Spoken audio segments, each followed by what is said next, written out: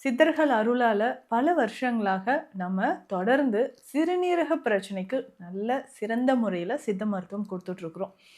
இதுல என்ன ஒரு எல்லாருமே ஒரு விஷயம் கவனிக்க வேண்டும்னா, நமக்கு இந்த கிட்னி ரிலேட்டடா ப்ராப்ளம் இருக்குன்னே தெரியாம தான் இன்னைக்கு நெறைய பேர் இருக்கோம்.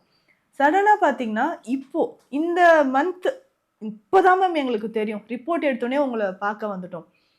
அப்போ அவங்களோட ரிப்போர்ட்ஸ் பார்க்கும்போது கிரியேட்டின் லெவல் 8, 9, 10 ஜிஎஃப்ஆர் பார்த்தோம்னா ரொம்ப குறைவா இருக்கும். 11, 9 இந்த மாதிரி. இப்பதான் மேடம் இதுதான் ஃபர்ஸ்ட் ரிப்போர்ட். என்ன செய்றதுன்னே எங்களுக்கு தெரியல.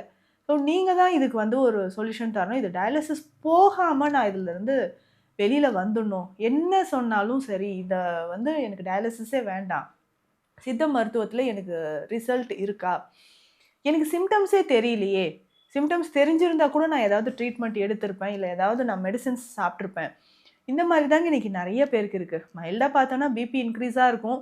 சரிங்க ஒரு 5, 6 மாசமா எனக்கு வந்து பிபி அதிகமா இருக்கு. பிபி தானே நான் மெடிசின் எடுத்துட்டு அப்படியே விட்டுட்டேன். அது வந்து இவ்ளோ அளவுக்கு கிட்னி டேமேஜ் எனக்கு உண்டாக்கியிருக்குமான்னு எனக்கு ஒரு பயமாவே இருக்கு அப்படின்னு சொல்றீங்க. அவர்கள் எல்லாருக்குமே ரொம்ப சக்சஸ்ஃபுல்லா நம்ம வந்து ட்ரீட்மெண்ட் குடுத்துட்டு இருக்கிறோம். இதுல முக்கியமான ஒரு விஷயம் என்னன்னு பார்த்தோம்னா, ஃப்ரூட்ஸ் என்னென்ன பழங்கள் எடுக்கலாம்? நம்ம வந்து கிட்னிக்கான டயட் நம்ம சொல்றோம் இல்லைங்களா? பொதுவா சிறுநீரக பாதிப்பு இருந்தா எல்லாருக்குமே சொல்லக்கூடிய ஒரு டயட் என்னன்னா, உப்பு குறைச்சு சாப்பிடுங்க, புரோட்டீன் வந்து குறைச்சு சாப்பிடுங்க அப்படின்னு நம்ம சொல்றோம். ஒவ்வொருத்தருக்கும் ஏற்ற மாதிரியான டயட் பிளான் நம்ம குடுத்துட்டு இருக்கிறோம்.